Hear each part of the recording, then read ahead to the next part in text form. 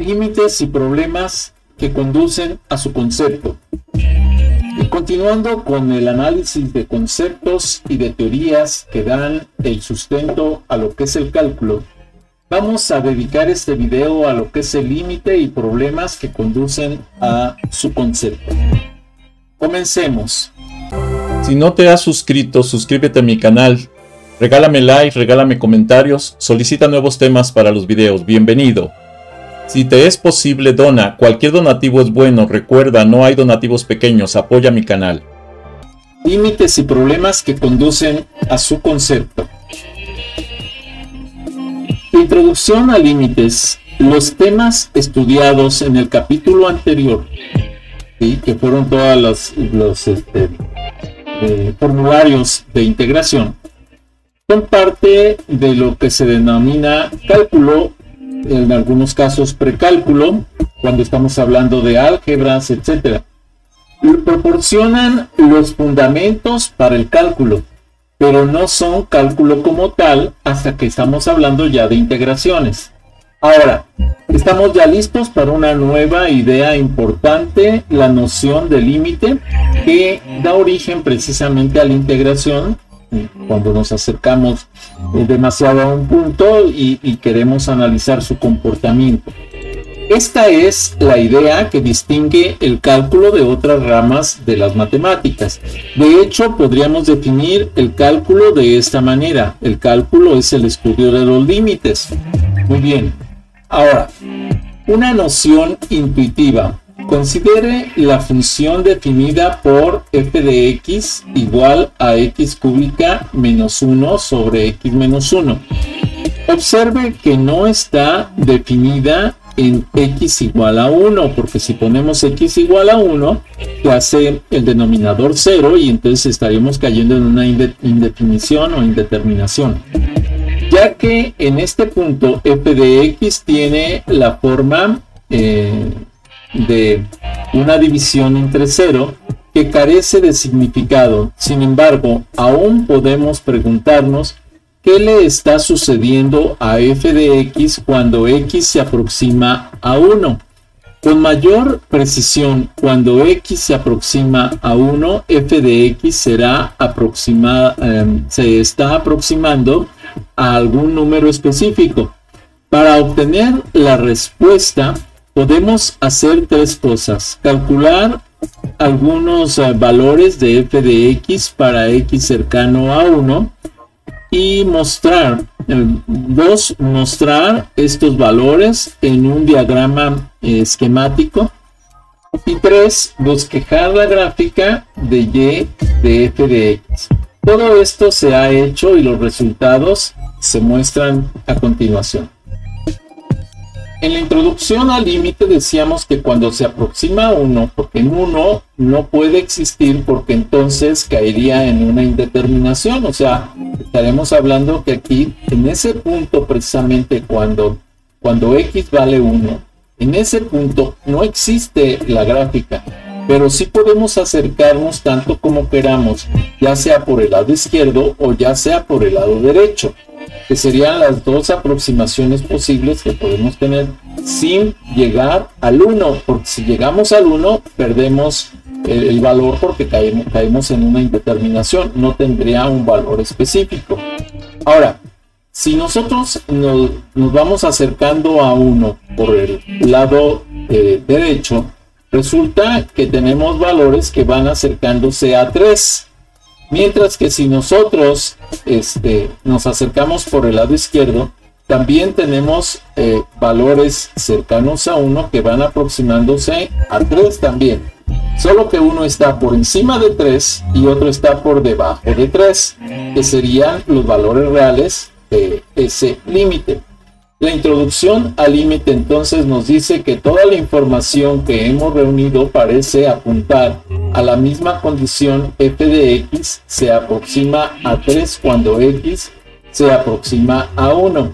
En símbolos matemáticos escribimos el límite de x cuando tiende a 1 de x cúbica menos 1 sobre x menos 1 es igual a 3. Esto se lee el límite de x cúbica menos 1 sobre x menos 1 cuando x tiende a 1 es 3. Como buenos algebristas, es decir, conociendo cómo se factoriza una diferencia de cubos, podemos proporcionar más y mejor evidencia. Si nosotros escribimos que el límite de x cúbica menos 1 sobre x menos 1 es igual a x menos 1 que multiplica a x cuadrada más x más 1 sobre x menos 1, sabiendo que x cúbica menos 1 es igual a x menos 1 por x cuadrada más x más 1, entonces eliminamos x menos 1 del lado de abajo con x menos 1 de la parte superior, y nos queda entonces que el límite cuando x tiende a 1 de x cuadrada más x más 1 es igual a 1 al cuadrado más 1 más 1, y esto estamos hablando de 1 más 1 más 1, 3. Observe que x menos 1 es mayor que x menos 1 igual a 1. Entonces estaríamos hablando de que pues, realmente siempre que x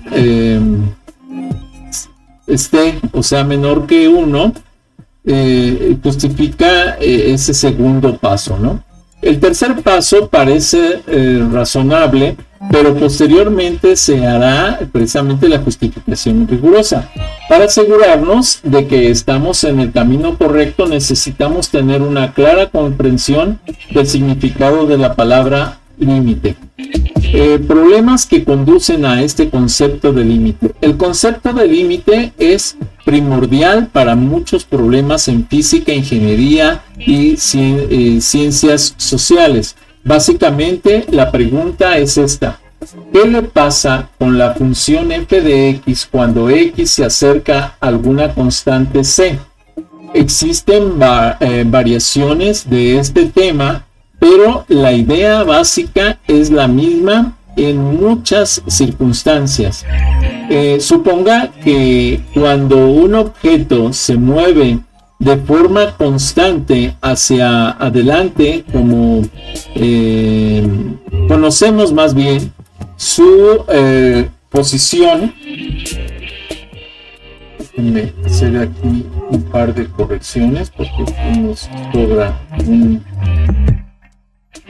guión también y no se ve bien ese sobre.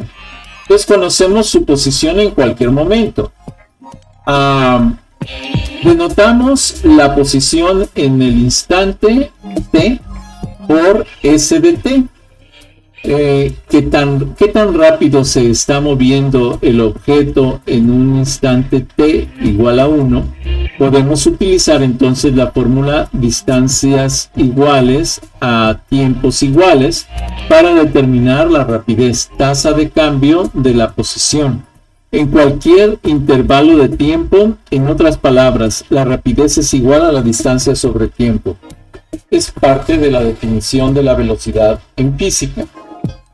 A esto le llamamos rapidez promedio en el intervalo, ya que sin importar qué tan pequeño sea el intervalo, nunca sabemos si la rapidez es constante en ese intervalo. Puede ser que en cierto periodo, si está el cuerpo acelerándose, muy cerca de ese 1 que habíamos dicho, puede ser un poco menor la velocidad y muy por el lado izquierdo, y por el lado derecho, muy cerca de ese 1, sería un poco mayor la velocidad. Por ejemplo, en el intervalo de 1 a 2, la rapidez promedio sería s de 2 menos s de 1 sobre 2 sobre menos 1. En el intervalo 1 a 1.2, la rapidez promedio sería s de 1.2 menos s de 1 sobre 1.2 menos 1. En el intervalo 1 a 1.02, la rapidez sería 1.02 menos 1, s de 1.02 menos s de 1 sobre 1.02 menos 1, etc. ¿Qué tan rápido viaja el objeto en el instante t igual a 1? Para dar significado a esta rapidez instantánea, debemos hablar acerca del límite de la rapidez promedio en intervalos cada vez más pequeños. Otro problema que conduce al concepto de límite, podemos determinar áreas de rectángulos y triángulos por medio de fórmulas geométricas, pero ¿qué hay de las regiones con fronteras curvas? Como un círculo, por ejemplo. Tenemos aquí la imagen. Arquímedes tuvo esta idea hace más de 2000 años. Imagine polígonos regulares inscritos en un círculo que se muestra en la figura. Si tenemos un cuadro inscrito en un círculo, sí podríamos tener un área aproximada, pero estaríamos perdiendo, como se ve en el círculo, ciertas áreas que no se estarían contemplando. Sin embargo, si tenemos un octágono dentro del círculo, también ya tendríamos una pérdida menor, pero de todos modos habría algunas pérdidas en el círculo. Ahora, si tenemos un icosaedro, por ejemplo, dentro de un círculo, el número de lados que tendríamos reduciría la pérdida del total, pero de todos modos tendríamos un poquito de pérdida. Si aumentamos el número de lados a n, por ejemplo en P3, entonces la reducción del área del círculo, de la pérdida del área del círculo, sería cada vez menor hasta que vaya a ser despreciable. Arquímedes determinó el área de un polígono regular con n lados, y tomando el polígono cada vez con más lados, fue capaz de aproximar el área de un círculo a cualquier nivel de precisión. En otras palabras, el área de un círculo es el límite de las áreas de los polígonos inscritos cuando n, el número de lados del polígono, aumenta tanto como se quiera. Vamos ahora también a otros problemas que conducen al concepto de límite, es considerando la gráfica de la función y igual a f de x, que está representada en la figura, en el intervalo de a a b, en donde en este caso a está en -2 y b está en 6. Podemos observar entonces, si la gráfica es una línea recta, la longitud de la curva es fácil de determinar mediante la fórmula de la distancia. Sin embargo, ¿qué sucede si la gráfica es una curva? Está curvada, como se ve en la figura. Podemos determinar una gran cantidad de puntos a lo largo de la curva y conectarlos con segmentos de recta, como se muestra en la figura. Si sumamos las longitudes de los segmentos de recta, debemos obtener una suma que es aproximadamente la longitud de la curva. De hecho, por la longitud de la curva queremos decir el límite de la suma de las longitudes de estos segmentos de recta cuando el número de estos aumenta tanto como se desee. Los últimos 3 párrafos describen situaciones que conducen al concepto de límite. Existen muchos otros y los estudiaremos a lo largo de estos videos. Iniciamos con una explicación intuitiva del límite. La definición precisa se da enseguida. Si no te has suscrito, suscríbete a mi canal. Regálame like, regálame comentarios, solicita nuevos temas para los videos. Bienvenido. Si te es posible, dona. Cualquier donativo es bueno. Recuerda, no hay donativos pequeños. Apoya mi canal. La definición formal del límite nos dice: decir que el límite de cuando x tiende a c de f de x es igual a L, significa que f de x puede hacerse tan cercano como se desee a L, siempre que x sea suficientemente cercano, pero no igual a c. Utilicé la gráfica de y igual a f de x, por ejemplo, f de x igual a 3x cuadrada, que es la que tenemos aquí, y resulta que para determinar qué tan cercano debe estar x de 2, ¿sí? de 2, para garantizar que f de x esté a no menos de 0.05 y de 12. Muy bien, observemos aquí que tenemos cercano a 2 acá, 0.05 hacia la izquierda, 0.05 hacia la derecha, y esto se acercará por un lado a 11.95, por otro lado a 12.05, y por tanto el promedio aquí en medio será cercano a 12. Esto es una línea curva, pero al verlo más pequeño y más pequeño, vean que se ve como si se hiciera recta, y entonces podemos ya calcular un promedio de esos valores y tenemos el valor promedio esperado. Si ahora preguntamos, la definición formal del límite nos dice que si ahora preguntamos qué tan cerca debe estar x de 2 para garantizar que f de x esté a menos de 0.01 de 12, la solución seguirá la misma línea y determinaríamos que x tendría que estar en un intervalo más pequeño al que se obtuvo anteriormente. Si queremos que f de x esté a menos de 0.001 de 12, necesitaríamos un intervalo que fuese aún más angosto. En este ejemplo parece plausible que no importa cuán cercano queremos que f de x esté de 12. Podemos realizar esto tomando por suficientemente cercana a 2. Ahora, precisamos que la definición del límite nos lleva a que seguimos la tradición al utilizar las letras griegas de E, epsilon y de delta para representar números positivos arbitrarios, por lo regular pequeños. Decir que f de x difiere de L en menos de epsilon significa que de forma equivalente es 0 o cercano a 0, de forma equivalente la diferencia. Esto significa que f de x se encuentra en el intervalo abierto que se muestra en la gráfica de menos L a L, bueno, L menos epsilon a L más epsilon, como se muestra en la figura, donde epsilon es un valor muy pequeñito cercano a L. ¿Sí? Entonces aquí tenemos que f de x menos L es menor que epsilon, un valor muy pequeño.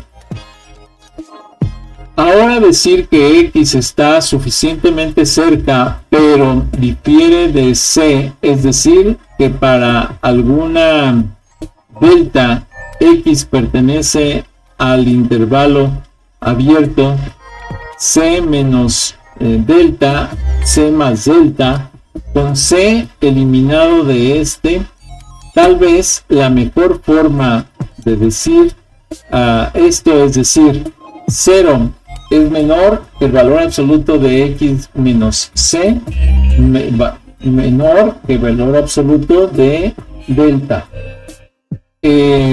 Observe entonces que x menos c menor que delta, menos delta, que es menor que x más delta, menor que x y x menor que c más delta. Describiría al intervalo mientras que requiere que se excluya x igual a c, porque como vemos en la gráfica, en el punto C esa línea no existe la gráfica. El intervalo que estamos describiendo se muestra en la figura. Ahora estamos preparados para lo que algunas personas han denominado la definición más importante del cálculo. Esto es, el significado preciso del límite nos dice Decir que el límite de x cuando tiende a c de f de x igual a L significa que para cada epsilon mayor que 0, dado no importa qué tan pequeño sea, existe una correspondiente delta mayor que 0, tal que f de x menos 9 menor que epsilon, siempre que 0 sea menor que valor absoluto de x menos c, y este sea menor que delta. Esto es 0 menor que el valor absoluto de x menos c menor que delta, implica que el valor absoluto de f de x menos L, ahí faltó un valor absoluto, voy a escribirlo de una vez, ahí está, menor que epsilon. La gráfica puede entonces ayudar a comprender esta definición. Si observamos la gráfica en el punto C no existe en un agujero. Entonces C con menos delta o C con más delta sí existe en cualquier punto muy cercano a él. Y esto se acerca a L. Entonces, al final de cuentas, C menos delta, ¿sí? C no existe, pero C más delta sí. Por tanto, ahí podemos ver que en un intervalo muy cercano a C, el valor del límite es L, donde L tendría que ser menor que L más epsilon y L tendría que ser mayor que L menos epsilon. Esta sería la estructura y lo podemos definir como que para cada epsilon mayor que 0 existe una delta mayor que 0 también, tal que 0 sea menor o igual que x menos c, el valor absoluto de x menos c menos delta. Esto implica que el valor absoluto de f de x menos L, ¿sí?, es menor que el epsilon que se está considerando. Debemos recalcar que el número de real epsilon se debe dar primero, el número delta debe de producirse y por lo regular depende de epsilon. Supóngase que se desea demostrar que el límite de x cuando tiende a c de f de x es igual a L. Si se utiliza cualquier epsilon particular, por ejemplo, epsilon igual a 0.01, se debe obtener un delta correspondiente obteniendo el límite cuando x tiende, por ejemplo, a 3 de 2x más 1. Por conjetura se obtiene que es 7. 2 por 3 más 1, 2 por 3 son 6 más 1, 7. El valor absoluto de 2x más 1 menos 7 tiene que ser menor que 0.01 siempre que 0 sea menor que el valor absoluto de x menos 3 y este sea menor que delta. El valor absoluto de 2x más 1 menos 7 es menor que 0.01 si y solo si 2 por x menos 3 es menor que 0.01. Si y solo si el valor absoluto de x menos 3 es menor que 0.01 sobre 2. Por lo que si se elige el delta de 0.01 entre 2 o cualquier valor más pequeño, entonces se garantiza que el valor absoluto de 2x más 1 menos 7 es menor que 0.01 siempre que 0 sea menor que x menos 3 y que el valor absoluto de x menos 3 y este sea menor que 0.01 entre 2, por lo que se puede hacer 2x más 1 a menos de 0.01 de 7 siempre que x esté a menos de 0.01 entre 2 de 3. De lo anterior se desprende que el valor absoluto de 2x más 1 menos 7 es menor que epsilon, y solo si 2 por el valor absoluto de x menos 3 es menor que epsilon, si solo si x, el valor absoluto de x menos 3 es menor que epsilon entre 2.